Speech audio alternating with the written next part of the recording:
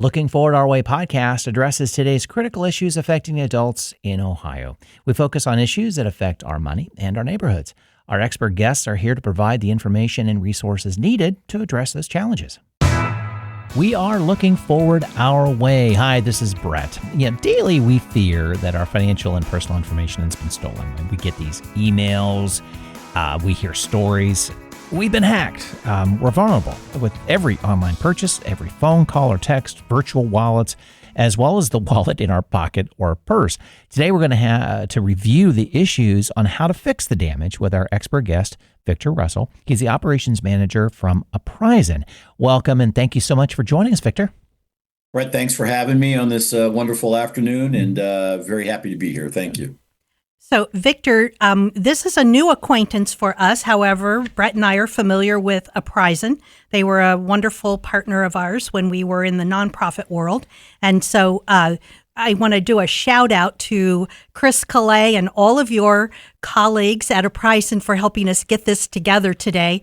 I called Chris and said, everybody in the city of Columbus now has been hacked because the city hall has been hacked. So who can we talk to about this? And he gave me your name. So again, my thanks to him, and hope everybody at Prevalent is doing well. Haven't seen those folks for a while, and hope to see them again soon. So before we dive into the topic, a lot of folks may not be aware of what Prevalent does, who it is.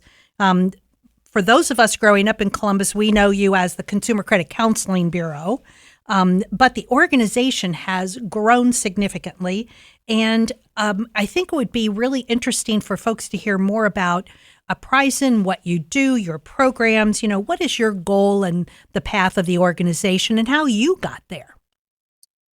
Well, first off, Prevalent is basically the same agency that Consumer Credit Counseling Service was, still 501c3 nonprofit agency.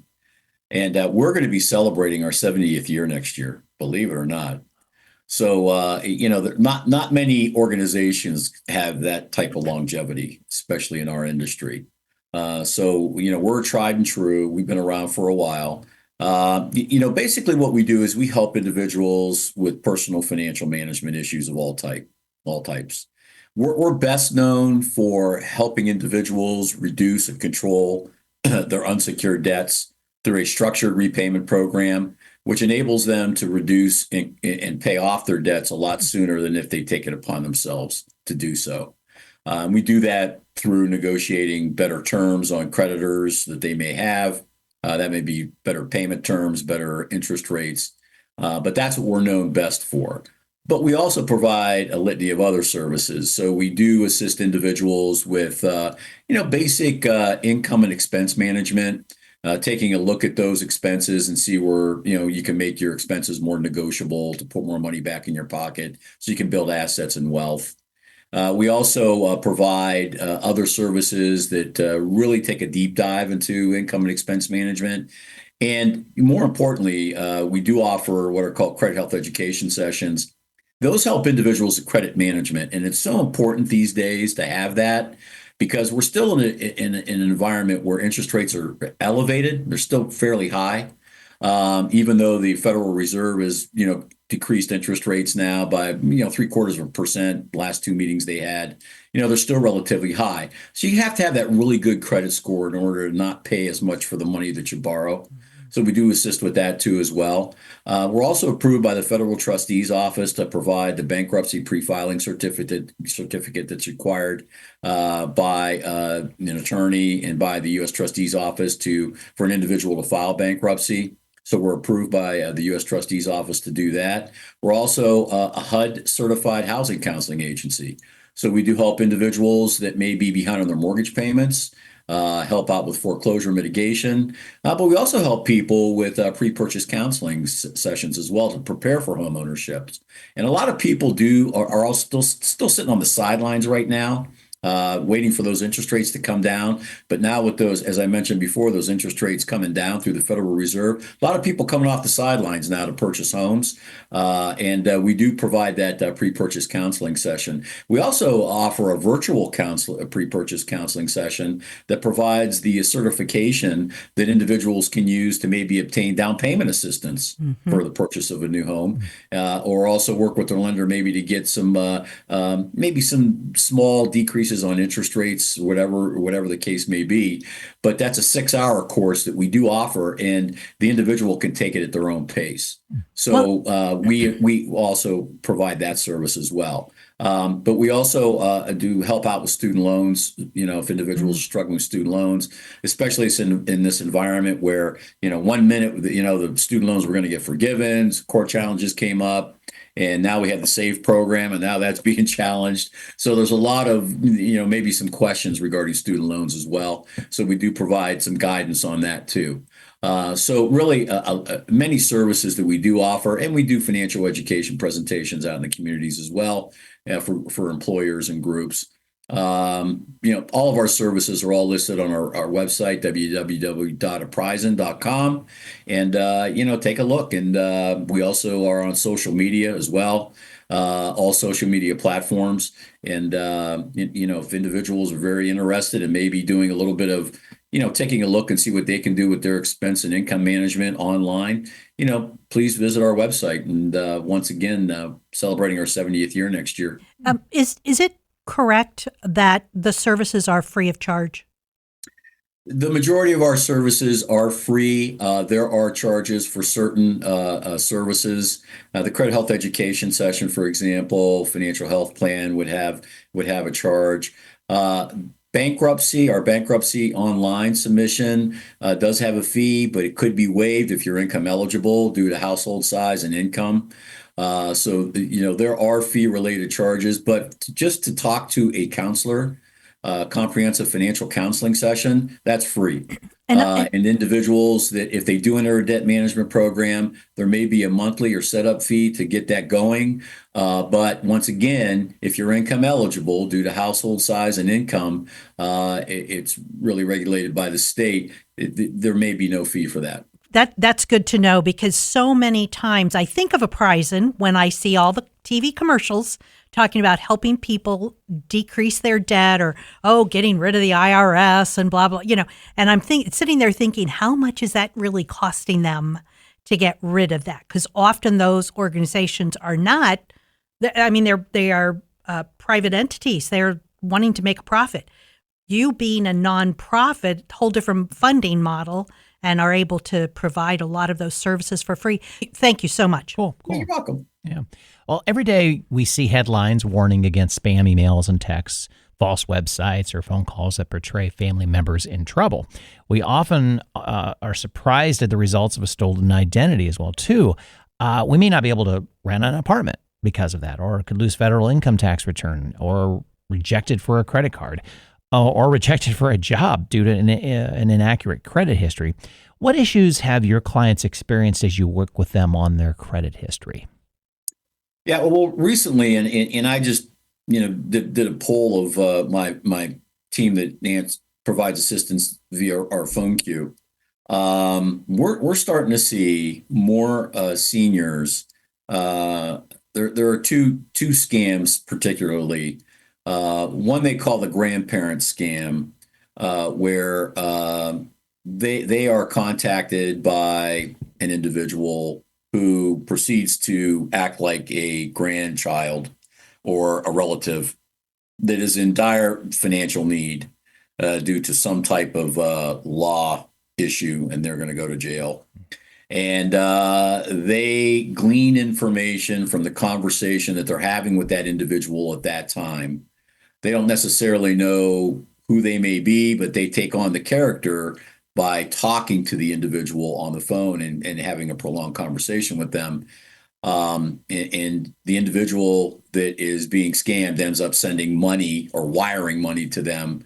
And on occasion, they will continue to call back saying, the $5,000 that you wired wasn't enough. I need another $2,000 in order to take care of this issue. Please don't tell mom and dad about this. and then they send the other 2,000, and then they'll continue to do that until that the individual says, this doesn't seem right to me, and by then they've already lost. I did one workshop for a senior group, and a woman confided in me that she had lost $16,000 on a grandparent scam. The other scam that we're seeing more and more of are romance-related scams, which really take advantage of individuals that may be lonely, individuals that are secluded, and they get involved with individuals not only online but a simple phone call where they start engaging them in a conversation about simple things. It could be how's your day going? And they're just showing concern at the outset in the conversation. And then they start gleaning information once again about the individual and their family and their situation. If an individual starts sharing, I'm all alone in this house. I really don't talk to many people. So, I basically watch, television most of the day. Well, that's their in. And then they start saying, boy, you must really be lonely. Me too. I'm lonely too. And they start, personalizing the conversation. So we're having individuals calling us that need assistance with debt that they've run up, giving that money to these individuals, understanding at a certain point that, my goodness, I've gotten scammed and can't afford to repay the debt that they've run up.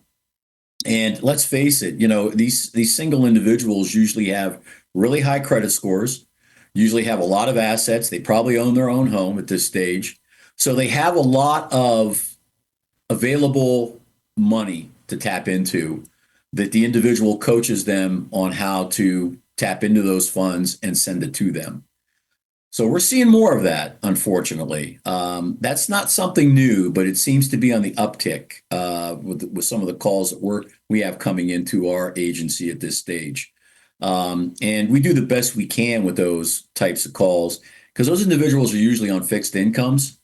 And if we cannot provide a structured repayment program, let's say the debt's too much or whatever the case may be, we do provide direction on what steps they need to take in order to resolve the debt issue that they're contacting us about. Not only that, but we'll provide resources that may be available to them to get back on track and try to rectify the situation. So those are the types of things that we're seeing most of right now. And some of them are not new, and they just continue to be issues.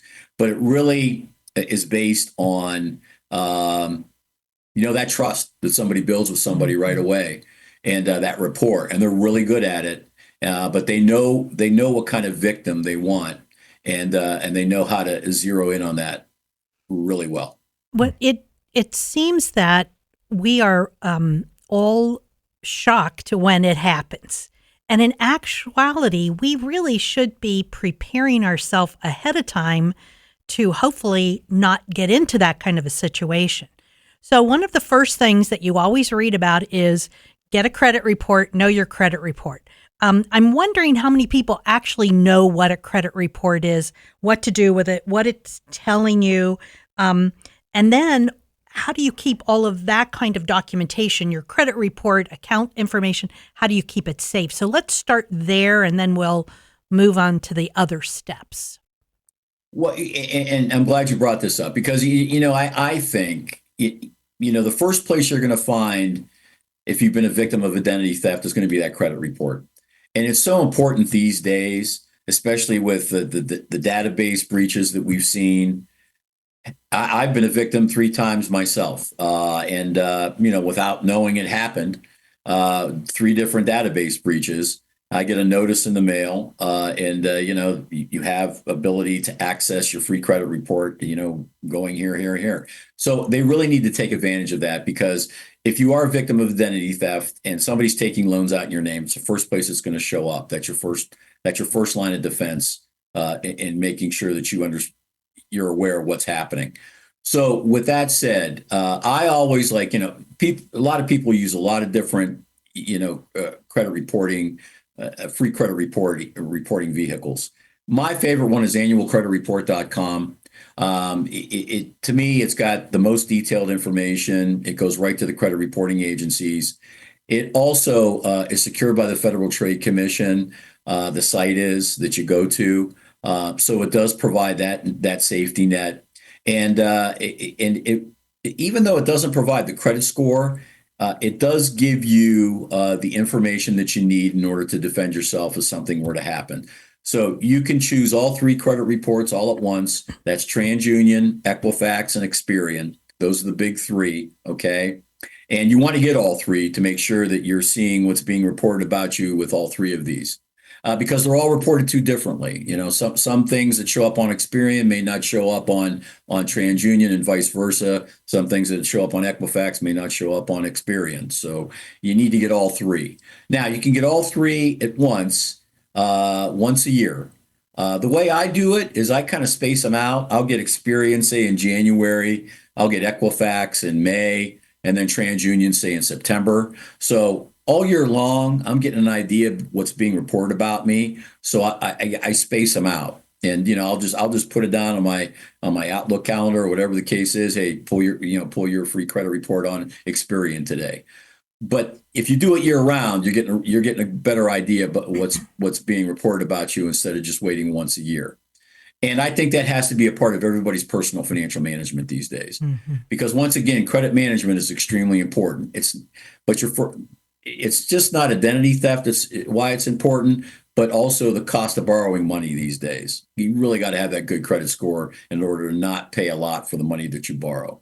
Right. So that's the first step that you can take in defending yourself. And you do that on your own. It's not something you have to pay for. I know there's services out there that you can pay for, but I think if you're diligent and you do these things on a regular basis, you'll have a good indicator if there's any issues going on with your identity. Right. Number one. And so that's the positive of getting your free credit report. Shouldn't we also assume our information has been hacked? I mean, people always say, "Oh no, I haven't been hacked." I think we need to assume that everything is on the dark web. Our phone numbers are easily accessible. Our emails are easily accessible. Those are the first two steps. It's not hard after that. Well, I think with the number of database breaches that have gone on, and there was a really big one with Equifax a few years ago. Right. That was 144 million identities that were compromised. Mm-hmm. That's a lot of people. And the thing about that is that the information that was compromised was a lot more than phone numbers and addresses. It was social security numbers. It was birth dates. It was credit information. Everything that they capture and report was compromised. So I kind of agree with you, Carol. I think we need to defend ourselves and make sure that we're taking the necessary steps to protect ourselves, but also be aware of anything that may show up that is not ours, and then take the necessary steps to fix it. Mm-hmm. Read your mail. Definitely read your mail. Yeah. Well, and to that point too, that a lot of credit card companies and banks are kind of forcing your hand not to get the paper statement. So that is one thing, out of sight, out of mind. You don't really think about looking at your statement because it's not physically there to look at. So it's that when you get your bills, when you have to pay, go online, take a look at what was charged. And if anything looks strange, most credit card companies are on your side. Right. And they help you out with it. But yeah, you got to be diligent. Exactly. We also, hear those terms, phishing, smishing. I never heard of smishing, so you found another one there too. Spoofing, yeah. Spoofing. Social media has made protecting our identity even harder. What are some tips we should follow when someone, maybe a friend or maybe not a friend, approaches us online or on our phones? Well, the short answer is, don't respond because, especially if they have links that are included. Because once you click that link, and it may appear to be from a legal entity. For example, IRS is going to send you things through the mail. They're not going to contact you by phone, and they're not going to email you. All right. Social Security, same way. All right. So if you were to get an email from Social Security Administration stating that your Social Security number has been compromised, you need to click this link. in order to fix it. And if you click that link, you're compromised, and it will open up a whole Pandora's box of issues that you're going to have to deal with. So you have to make sure that all correspondence that you're receiving, you're aware of it, that you know who this is, and that it's from a trustworthy source. They always talk about the lockbox up on websites that you can take a look at to make sure that site's secured.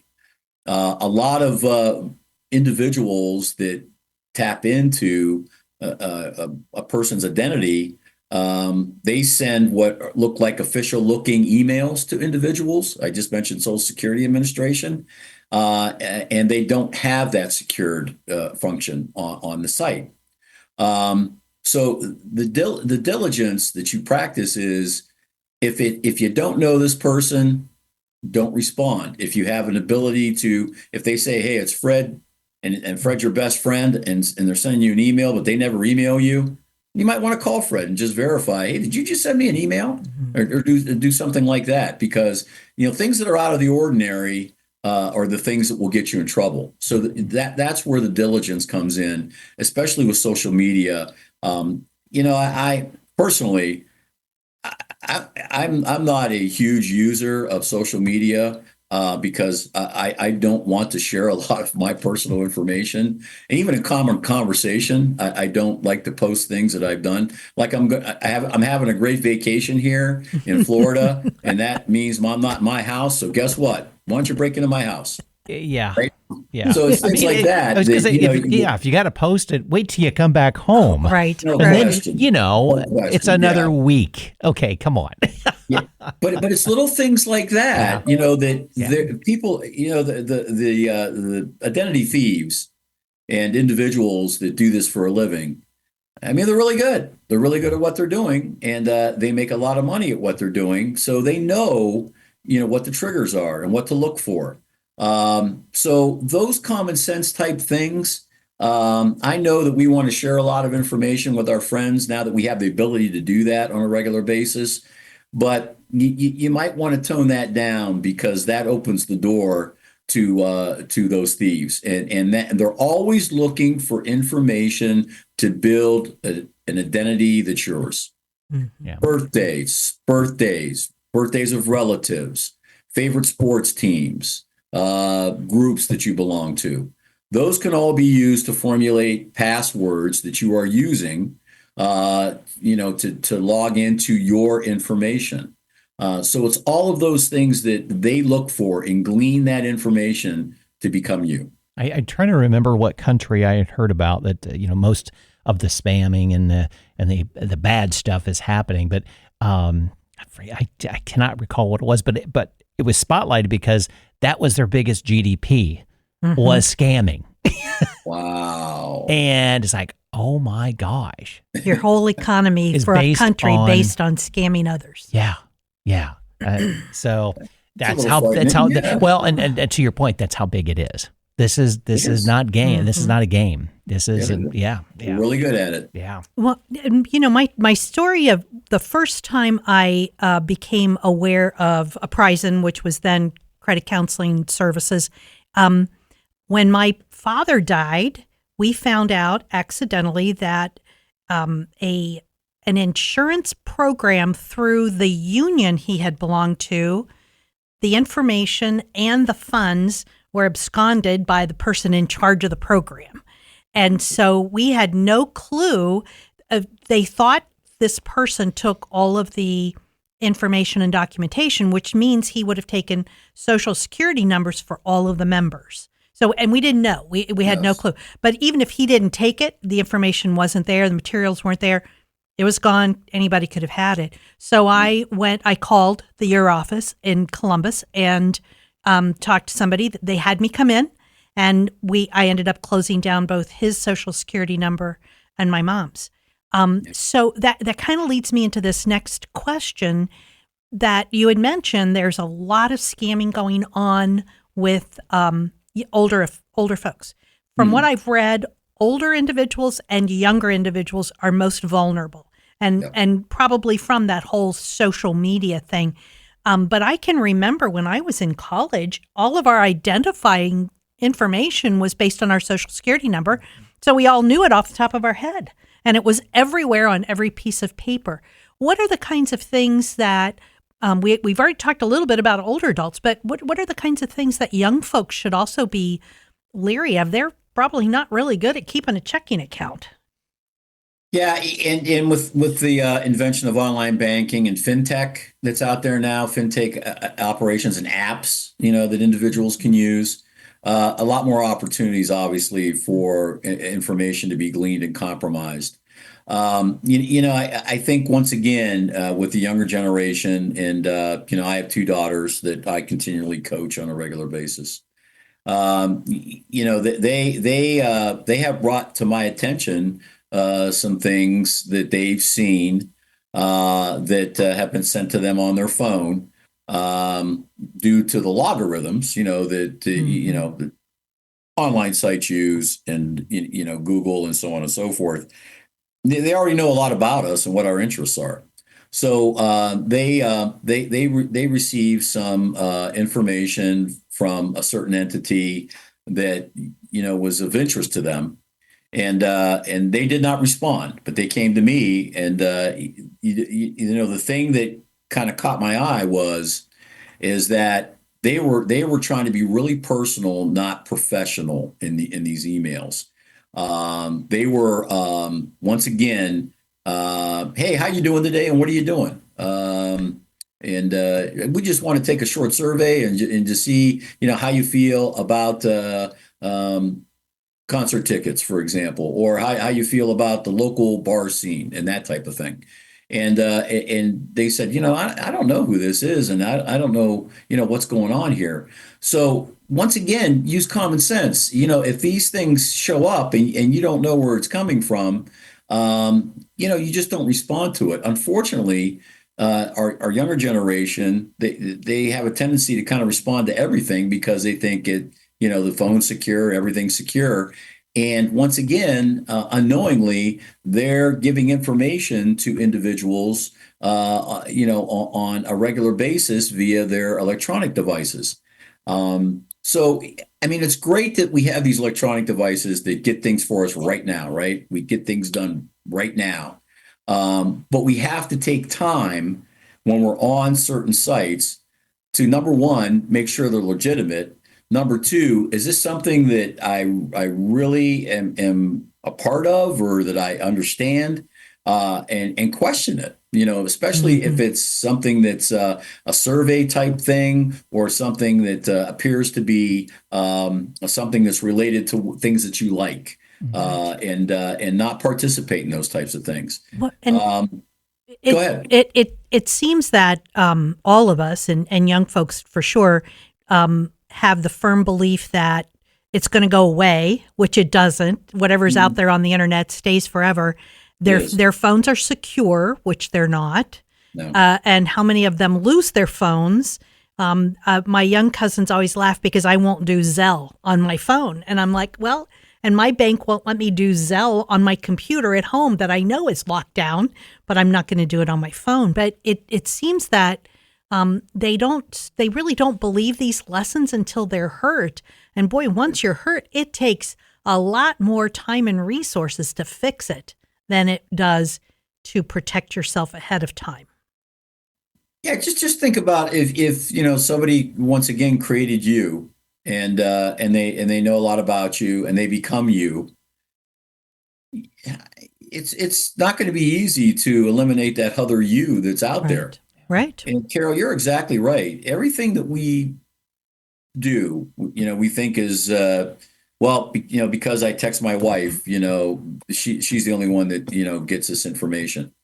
Really, that's public information, and so we really have to watch exactly how we're communicating, and the method that we're using to communicate, because it could come back to haunt us somewhere down the road. I don't want to scare people with this, by all means. But let's face it, probably the number one way people communicate these days is by text.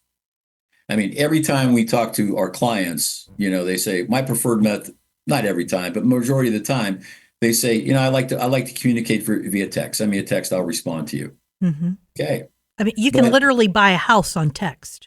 Yeah, Yeah. no question. Yeah. Things can be done electronically.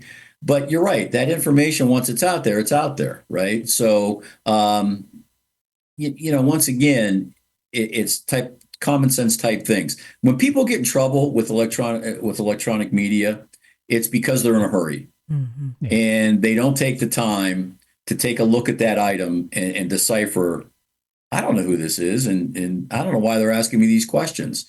They'll just respond so they can move on to the next thing. And that's the one bad thing about our society. It's moving so fast these days. I kind of call it a TikTok society, because we want short bursts of information. We want it quick, right? But you got to take at least more than 10 seconds to decipher messages that you may not be familiar with. And I think if we just slow down, I think a lot of these issues that people are having with having their identities compromised, it probably would, decrease instead of, be on the increase. Right. Because there's so much information that's gathered these days, that's for sure. Yeah. So once we discover that our identity's been stolen, we get over the shock of it, of course, and it's going to take a little bit of time, but then the freak out moment, of course. What's the very first thing we should do? And then the next step and the next step, is there a proper way of handling this that, okay, I'm going to get through this and this is what I got to do step by step? Yeah, the first step I always recommend people to do is contact your financial institution, and once again, protect your checking accounts and your savings accounts, but they need to be contacted first. And then you contact your credit card companies, which is related to your financial institution, on the onset. Contact the Social Security office. Just to let them know that you may have had an issue with your Social Security number being compromised. See what guidance you can get from them, and we'll provide a phone number here a little later for the Social Security Administration. But you got to file a police report, and the reason why this is important is so that there's a record of you were a victim of being robbed, and because that's what it is, it's robbery. So you file a police report, and then you can use that police report to move forward in any litigation against the individual if they're found, to attempt to prosecute them, and then try to maybe get some of the money back, if at all possible, from the individual. It's a real important step that people fail to take most times when they are a victim of identity theft. There are some great resources that are available on the FTC.gov website that have additional information about what you should do if you are a victim. But my recommendation would be financial first. Contact the financial institutions. Make sure you're contacting your credit card companies and letting them know that your identity's been compromised. They will take the necessary steps on their end in order to cancel those accounts and issue a new card with a new number. And then, of course, with the checking and savings accounts, they will safeguard your accounts as well. But that police report is vital, because you got to have a record of it, so that these individuals can eventually be caught and prosecuted when they do get caught. Victor, there was some research that I saw online about 6 or 8 months ago that talked about how individuals in the midst of this identity theft actually lose ownership of their homes, that people are able to go in and take over a deed. Now, if you are on a mortgage, the chances, I think, are less, because the person would have to hack into the mortgage company to take on your account. But I had a conversation with my county's auditor's office, who then sent me to the recorder's office when I paid my house mortgage, and said, how do I make sure somebody doesn't come in and take over my house? Mm-hmm. And so they were basically saying there really isn't a way per se, except, again, do your research, go into the recorder's office and check your deed, which is recorded Can't do that. on That's there, right. and they were the gentleman I talked to suggested every year you pay your taxes twice, go into the recorder's office and check and make sure that nobody made any changes to your deed. Yeah, I agree with that. You can also, there are title search companies that can provide a service. I think title searches. I used to be in the mortgage lending industry, and at that time, title searches ran about $200. I would say probably these days maybe they're up around $350, $400. But a title search actually searches your deed as well, and they come back with any liens that are against the property, any changes, obviously in the name of the person that owns the property, but all that information is also on that title search as well. Right. So that might be another way that you could, check your deed out. Right. Personally, I've researched my own deed at the courthouse, and so far so good. But I don't do it every year. I do it every few years.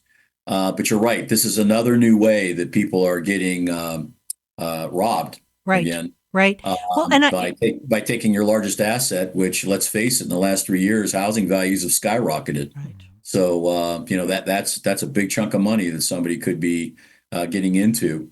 And once again, through that senior scam, that romance senior scam, that's one of the things they talk about. They talk about, you like your house? Where's it located? And they'll just start at once lonely person starts giving them that information, then they start a process of maybe utilizing that information to go and do courthouse searches.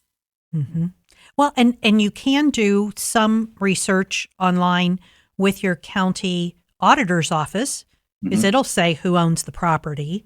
And I think it indicates if the property is under a mortgage company or not, as to where it's part of where the tax bills are directed, because the mortgage company would be paying the taxes. But I think that really brought to my mind that when you go through a hack, when you go through an identity issue, you really have to think outside the box, because it is really important for checking savings and credit cards, but there's a whole lot of other stuff that falls under our assets that we have to protect. Sure. Okay. Yeah, and I was just giving you the starting points. That's the first places I'd go, and file that police report. But you're exactly right. I mean, if you're in a situation where you own your home free and clear, you're gonna have to take another step, right? Right. And protect that asset as well. Investments, you're gonna have to take another step and check your investments and make sure that those haven't been drained or those haven't been cleaned out, and see exactly how those are right now. Because let's face it, with the stock market climb that we've had in the last couple years, and people's values of their 401k investments have gone up, and even their other investments too. So there's a lot to protect. You're exactly right. And it just depends on each individual on how many things you really need to be aware of, because they're going to go where the money's at. They're going to follow the money, and they're going to I would say the first places they're going to attack, they're going to try to open up loans in your name. They'll go after bank accounts if they have enough information to do that, if they have your account information. And then, they'll go after the other assets too, depending on how much information they've gleaned and how much they've progressed. Right. Absolutely. Thank you. So we've done that. We've gotten through that first shock and taken the beginning steps. But we have to move forward. We have to keep moving and using all of these accounts that could be vulnerable. And I think to that, we suddenly realize, as Brett mentioned at the top of this episode, there's a lot that can happen if our identity has been hacked. We may not be able to get a loan. We may not be able to get a credit card, and we may not be able to get a job that somebody is offering us because we're coming up looking like bad credit. What are the specific kinds of things an individual should really take to begin stabilizing their credit and financial and personal history? Well, yeah, and once you've realized you've become a victim, you've already taken the necessary steps of protecting your assets. Number one, so that that's the biggest step. The other thing that you need to do is you need to each credit reporting agency has the ability to freeze or unfreeze your credit report. So to ensure that no other loans are going to be taken out in your name, you should probably put that freeze on your credit report. And that means what happens is that anybody that's trying to take out a loan in your name, they have to contact you in order to verify that. Mm-hmm. So that freeze is extremely important. And when that's put on your credit report, that's one of the first protections that you have with your credit. Okay.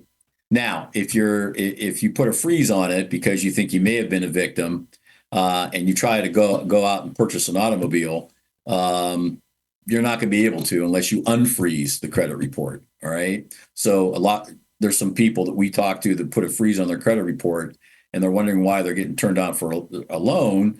And nobody's telling them, well, we just couldn't access your credit. You got to unfreeze that credit report in order for them to have access to that credit report to make a loan decision. So you freeze the credit report. The next thing you do, if it's a Social Security issue, nothing wrong with contacting the Social Security Administration and explain what happened to them, what happened to you, excuse me, and let them know that you want to be notified if there are any issues with them applying for your Social Security money, maybe submitting an application for Medicare. One of the biggest issues, and we identified this years ago, but people still do it, is they carry around their Social Security card in their wallets and purses, and they carry their Medicare card in their wallets and purses. If you lose that information, the people that stole that information now have access to it and can use it. We've seen fraudulent medical bills and thousands of dollars, medical procedures done on people that aren't the person that the Medicare was under. So that's another form of identity theft and issues that come up. And it's because they have access to that Medicare card. So those things, I think you have to stop and keep those items in a secure place, unless you are going to the doctor's office and you're making a specific trip to go there. But don't carry those items around with you all the time, because they, if they're taken, that's a whole nother area that becomes an issue. And then you're getting bills for copay amounts, and people getting procedures done, and then once again you got to clean that up. So you got to get a bigger shovel. And so it's those things that you have to be aware of, common sense things, once again, that you have to do in order to protect yourself. There was an article, I'm going to have to see if I can find it again, that, and we may have referenced it in previous podcasts, that basically said, clean your wallet. Take all the stuff out that you don't have to carry. So you don't need library cards. The libraries will take your driver's license as proof of identity. You don't need things like membership cards and the local museum membership, and because all of those organizations are more vulnerable to hacking. Even your grocery, you get your points for your for groceries. Yeah. You can you can use PINs numbers, and you can use, as I said, your driver's license. But basically, to clean your wallet, clean all of that stuff out of your wallet. Only carry the absolute basic necessity. Well, even to the point, clean your keychain, because all the, like you said, those little tags you get for the grocery store, that sort of thing, that are supposed to be convenient. They have numbers. They have they can go and use it. So, yeah. Oh my gosh. Yeah. So great point, Brett. Yeah. And great point too, Carol. Unless you've got to make a specific trip to go there, then you can take the card, and do what you need to do. But keep it in a secure place in your home. And that's another thing that, if you've got individuals that are coming in and doing some work, home improvement work, or whatever the case may be, obviously don't have your bank statements and credit card statements laying out on the table, where they may have access to that information. Or your list of passwords. Yeah. Once again, it's those things that you think, I have individuals coming in for work, to work on the house, and, you clean up everything else, but you leave out information like that. it just makes it vulnerable Right. is the bottom line. Right. Obviously, I'm not saying construction workers are identity thieves. All right. But it's a good So example. It's a good example. it's just that, Right. individuals you don't know, Mhm. you just don't want to have personal information laying out like that. Well, you could say the same thing too when you take your car to the shop. Just a simple oil change, and you leave Yep. something in your car. Mm-hmm. Yes, you want to think that you can trust the dealership or the auto repair service that you're there, but everybody gets tempted. You know, you don't know. You don't know. You wouldn't leave cash on your dashboard, so why would you leave documentation? Right, exactly, Yeah. exactly. True. So, are there some other resources like organizations, government offices, or programs and services which you would suggest to our listeners? Yeah, I tell you one item that I came upon that I found extremely valuable was the AARP fraud watch line. The number is 877-908-3360. You can report any fraud issues to this watch line, and they will provide information on what you need to do in order to move forward with securing yourself. Social Security Administration number 800-772-1213. That's the line. Now each city has their own individual Social Security office, so you could get that information with a search online, socialsecurity.gov. But that's the main number for the Social Security Administration. One of the sites I love is the FTC.gov site. It provides line by line, what you should do if you become a victim, and really has some great procedures that you can follow to not only what you need to do if you become a victim, but to protect yourself. So it's got some great resources on there. Consumerfinance.gov, another great site. That's a Consumer Financial Protection Division bureau. That's a government entity. They've got great information as well regarding protecting yourself against identity theft and also the steps you need to take if you become a victim. Ohio AG's office is fantastic. In fact, that's another place that you need to go and report any identity theft issues or entities that you feel were fraudulent to you. Report them to the AG's office because they keep a list, a database of all of these complaints and also places that may have had fraud issues, and they will go after them. So that information that they get from individuals that are victims, they utilize, and then they share that information with all local law enforcement agencies through the state of Ohio. So I think if you start there with those resources, I think those are invaluable. That's wonderful, and thank you for all of those. We will make sure for our listeners that all of this information is in the show notes for this podcast and on the resources sheet. We want to make sure that our listeners can get the information they need whenever they need it, because they may not need it today, but they may need it tomorrow. So Sure. that's wonderful. Before we let you go, we always ask our guests for their last words of wisdom. You've given us an incredible amount of information. Anything we missed, anything you want to make sure we hear, or you want to add a little bit more oomph to the topic? I think once again, awareness, slow down. This world moves so fast that we've got to be more cognizant of who's trying to contact us and why. If you're not a good bookkeeper, okay, then maybe you shouldn't do online banking, for example.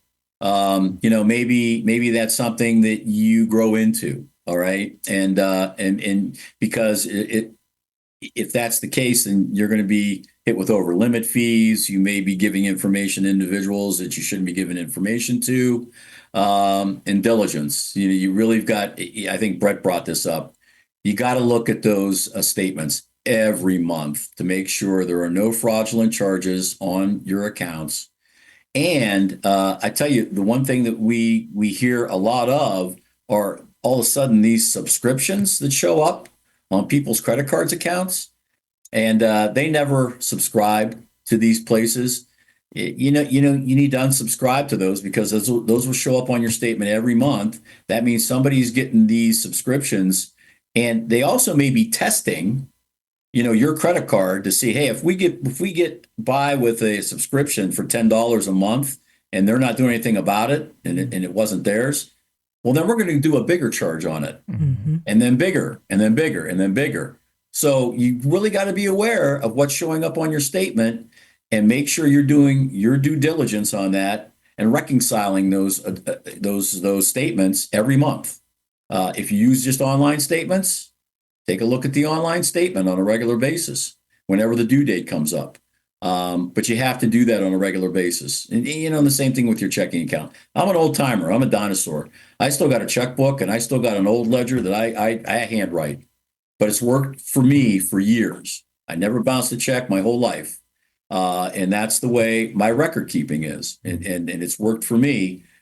Everybody's got their own way, but you've got to be diligent about your finances and make sure that everything's in line, and everything that shows up on that statement was because of you, not because of somebody else. As I mentioned earlier, don't worry about how much time it's taking you to be diligent, because if you get hacked, it's going to cost a lot more time and money to fix it. So a lot more frustration too. You know what? Right. There's something to be said for the emotional part of that too, as well. Because when you get compromised like that, that's a violation of you. It really is, and you just don't feel comfortable in any surrounding anymore. Right. Very true. Because you become very unstable and emotional, and it wears on you. There's no question about it. Sure. Does. Thank you. Thank you very much. Well, many, many thanks to our expert guest, Victor Russell, Operations Manager for Apprizin, for joining us today. Listeners, you can, thank you for joining us. You're going to find contact information and resources we discussed in the podcast, in the show notes, and on our website at lookingforwardourway.com. And we are looking forward to hearing from your feedback, especially on this episode. Give us any feedback on what some tricks that you have found that helped you avoid some things as well, too. We'd love to hear that. Hit us on our social media, or just email us, or any other feedback you have on any of our other podcast episodes. The views and opinions expressed by the experts interviewed on this podcast are their own, and don't necessarily reflect the views of the podcast hosts or any affiliated organizations. The information provided in these interviews is for general informational purposes only and should not be considered as professional advice. Listeners are encouraged to consult with qualified professionals for specific advice or information related to their individual circumstances. The podcast host and producers don't endorse or guarantee the accuracy, completeness, or reliability of any information provided by the experts interviewed. Listener discretion is advised.